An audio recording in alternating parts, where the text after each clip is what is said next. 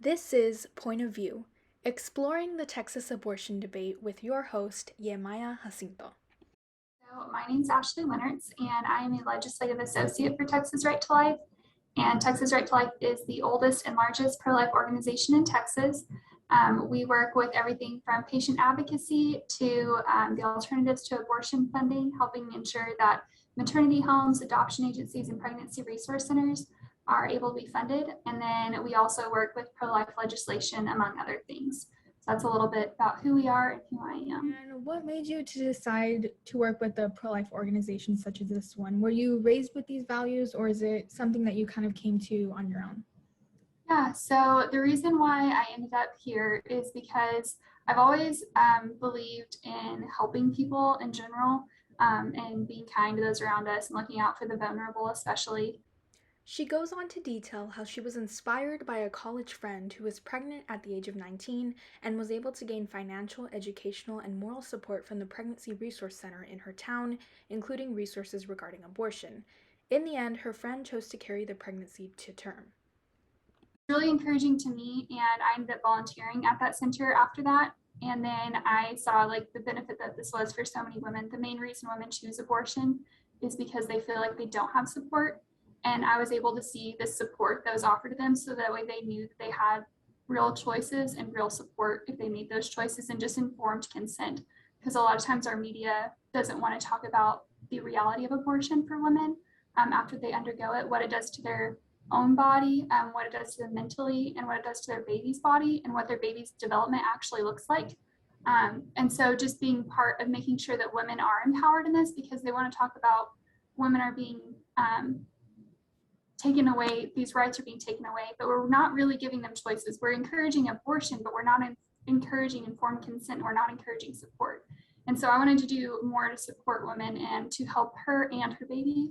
And so I started looking for a pro-life career, and I ended up at Texas Right to Life because I believe they're the strongest pro-life organization in Texas. We don't run pregnancy resource centers, but like I said, we help lobby for the funding for them, and getting to contact them, and getting people, if they call us, we can get them in contact with one near them. So that's how I ended up here, and I'm very thankful to be here. It's been sweet. So the Texas Heartbeat Bill that was commenced on the 1st of September Mhm. made a lot of headlines. It bans the termination of pregnancy at 6 weeks with no exception for in cases of rape or incest, according to the bill. To your knowledge, was Texas Right to Life in any way involved in the making of that bill? Do you all support it? And how do you feel about the bill yourself now? Yeah, so the Texas Heartbeat Act was written in with a group of individuals. There were pro-life lawyers. Texas Right to Life was one of the groups that spearheaded the efforts. And then there were some elected officials. And they all worked together to see what had been successful in other states and what had not been successful, and what we thought was the best strategy for right now. And so we were one of the spearheading groups for this, and we got to lobby for it in the Texas Capitol this past session earlier this year, and then it did go into effect, like you said, September 1st. And since it has gone into effect, it's estimated 6,000 babies have been saved from abortion. That's not there's still the abortions that are happening before the baby's heartbeat is detected, but the abortions that are happening afterwards are a lot fewer, because women are going to pregnancy resource centers more. And so a lot of the pregnancy resource centers we're in contact with, they're near abortion facilities. And so women will go from the abortion facility to the pregnancy resource center. And so she's less likely, if a woman goes to a pregnancy resource center, she is less likely to choose abortion. And it doesn't have exceptions for rape and incest, which some people don't like. The hard thing is whenever we're talking about abortion, we have to remember what we're talking about is this baby a human, and do they deserve human rights? So the argument, sometimes people will say because the baby's so small that they don't deserve human rights, or because they're so vulnerable, or because they're reliant on their mother, or because they're going to be poor. Well, this is just the argument of, because your father was a criminal, you don't deserve human rights. And we're going to say, even if your father's a criminal, you still deserve the right to life. Even if you're disabled, you still deserve the right to life. Even if you're going to be poor, you still deserve the right to life. Of course, in recent years, we've seen a decline in teen pregnancy rates, but the United States still has one of much higher teen pregnancy rates than many other industrialized Western nations. What, in your opinion, is the key to preventing abortions, especially amongst the youth? Do you feel like there's one or maybe multiple solutions to this issue? Yeah, so this is a hard thing that I think especially our society does not like to deal with. But I think the easiest solution, which people will not like, is not having sex is the best way to not have unexpected pregnancies. And so not having sex outside of marriage or not having sex outside of a relationship that you're committed in. And a lot of times people think that the solution is birth control and universal birth control or just limitless birth control. But whenever there's birth control, it's actually more likely that those people will end up with unwanted or unexpected pregnancies because you'll be practicing this unprotected sex. And whenever that contraception fails, you'll be seeking an abortion. And it's hard in our culture where we applaud sexual activity so much. We think that that's a good thing for any relationship, no matter the situation, no matter the age. But there is something that's for mature relationships that are committed to one another. And that's the best way to ensure that, especially among teens, if you're not married, if you're married, you're probably not a teenager, and you're probably not going to end up with an unexpected or unwanted pregnancy if you're not having sex outside of marriage, which is hard. That's not what the solution what most people want to hear, but that is the easiest solution. Do you think that contraception is a lesser of two evils or just another form of abortion? There are different kinds of contraception. So this is maybe Texas Right to Life stance, but for my stance, especially, there are abortion affiliate contraceptions. So from the moment of conception, there's a unique person, there's a unique DNA. And so whenever you have, so if we cut off like personhood at any other place, it's very arbitrary, and you can also cut off any born person. So if we say whenever you're viable, whenever you can sustain life on your own, there's kinds of contraception that will induce an abortion. Essentially, it'll prevent the baby from implanting in the uterine wall, and so the baby's already conceived. It's called an embryo or a zygote at that stage of development, but it's already a conceived human with their own DNA. And so I would be against that, and I believe Texas Right to Life would be against that form of contraception. If it's not terminating that baby's life after it's been conceived, that's fine. But if it's just preventing the conceiving, bueno. If not so good. There are some who argue that universal birth control should be available for everyone. That includes, I guess, an adolescent like myself, if I would ever need them, or just teenagers in general. There's a big debate about that. Do you agree with that, or do you feel that maybe preventative like contraception such as condoms should only be available for people who are at the age of consent, which is 18, for sexual relationships? Yeah, so this is kind of back to what I was saying at first, with contraception being available and pregnancy, the likelihood of unexpected pregnancies. So people it's an idea that if we had just unavailable or fully available universal contraception, that there would be no unexpected or unwanted pregnancies. But it's actually more likely that there will be unexpected pregnancies the more readily available contraception is. If minors are going to participate in sexual activity, what we need to do is prevent the risk of sexual activity, which is having a baby that you're not expecting to. Well, if you think that you're preventing a risk from happening, you're going to participate in that activity more, which doesn't mean that you're not going to have the same outcome. So contraception fails. That's just a thing. Depends on which kind of contraception you use and how likely it is to fail. The other thing is STDs are a very dangerous thing that is going to live with you for your whole life as well. And so encouraging minors to participate in these activities by saying, well, we've removed one of the risks somewhat, not fully. And so minors could be drinking and driving, and that would still be a huge risk to their life, even if they don't have a hangover. Well, in the same way, if we say we're going to provide free contraception for minors or anybody, they're going to be participating in this activity probably more because they'll think that they're safe, and they're not fully safe from not having a baby that they weren't expecting to, but you're also still including all these other risks that come along with sexual activity with anyone that you're not in a committed relationship with. Are there any resources? I know you say that Texas Right to Life doesn't have like women's help centers, but you do fund these companies so that way they can function properly. Um, Yeah. what resources do you know that these companies offer to women who wish to terminate their pregnancy because they can't afford another child? Could you give me some examples of that? Yeah, so Texas Start to Life lobbies for the Alternatives to Abortion funding, which was started in Texas. So it's a state budget item that was started in Texas in 2005. And this year we got it up to $100 million. And so what the Alternatives to Abortion program does is it provides her other choices and it provides her other support. And so that funds the adoption agencies, maternity homes, and pregnancy resource centers. So if a woman does become pregnant and she doesn't want to parent the child, there are other options. So a woman really has three choices, and it can be more than that in some cases if she becomes pregnant. So she can either parent, she can choose adoption, or she can choose abortion.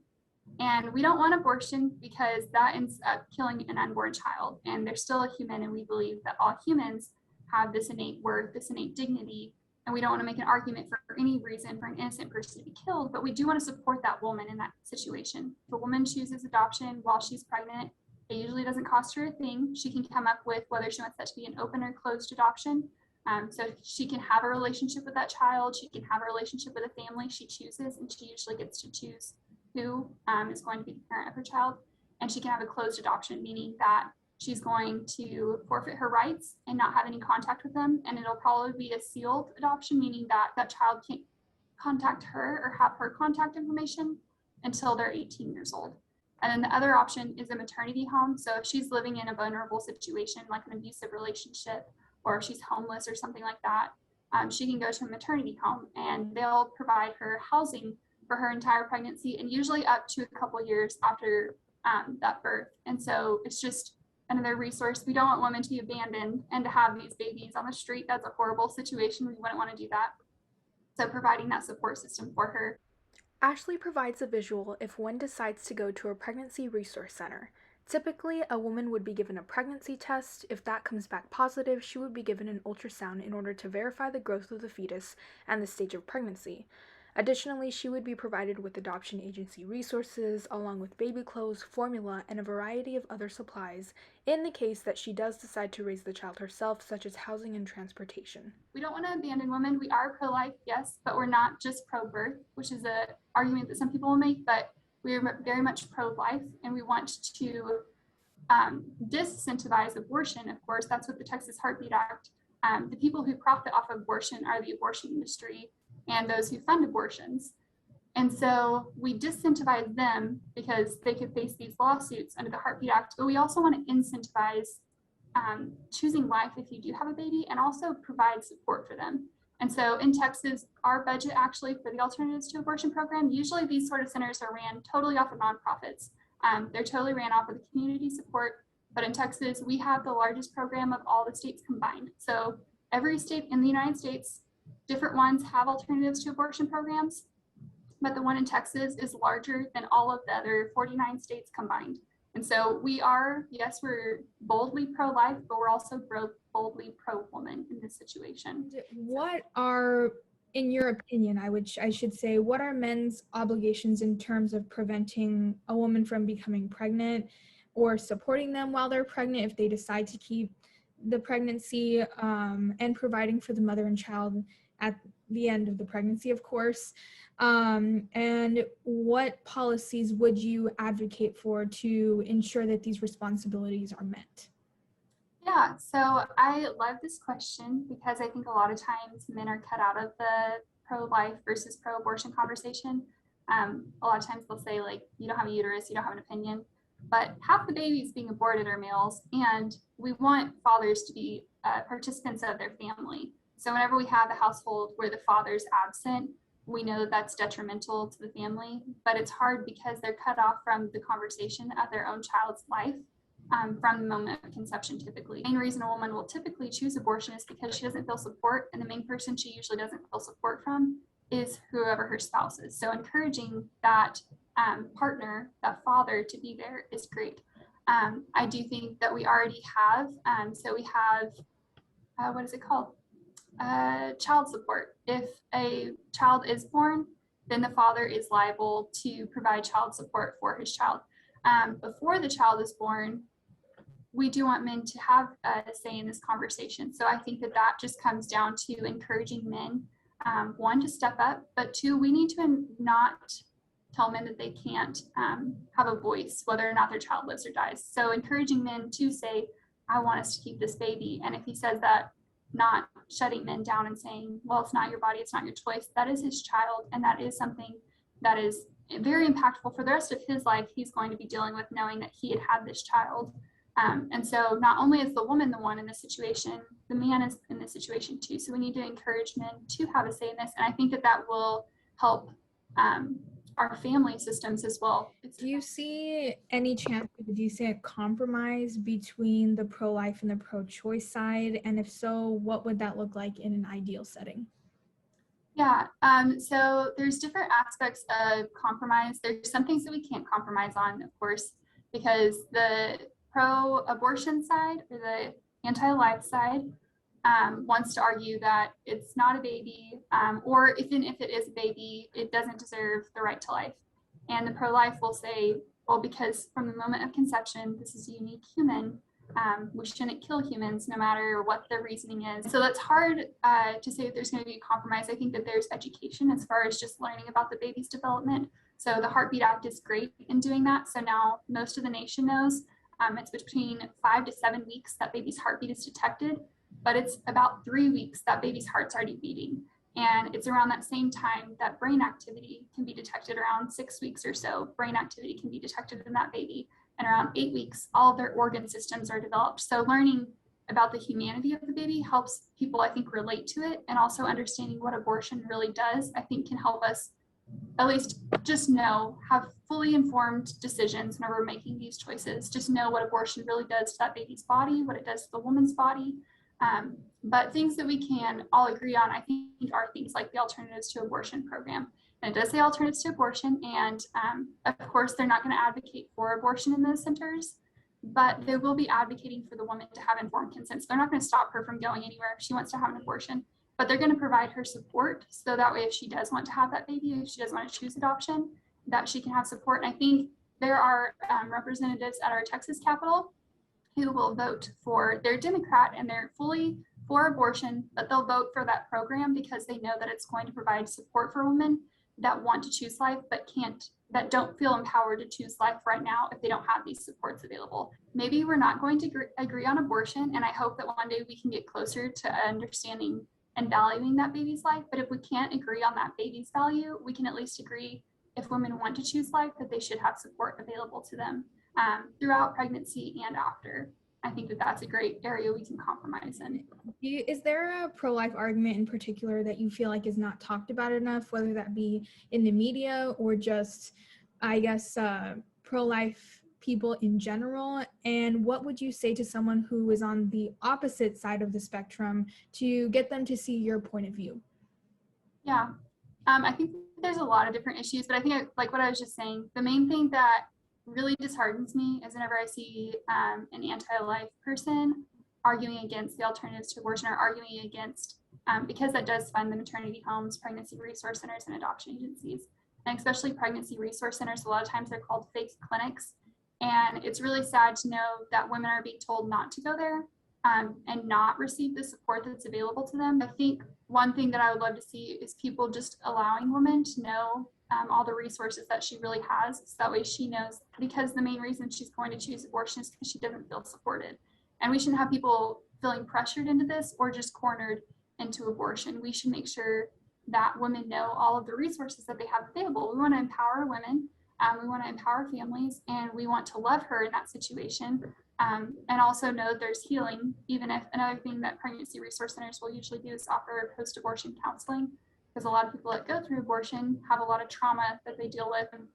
So just having that resource of pregnancy resource centers and encouraging women to go there if they're pregnant instead of going to the abortion clinic first, just letting her have those options before she chooses abortion, I think is sweet.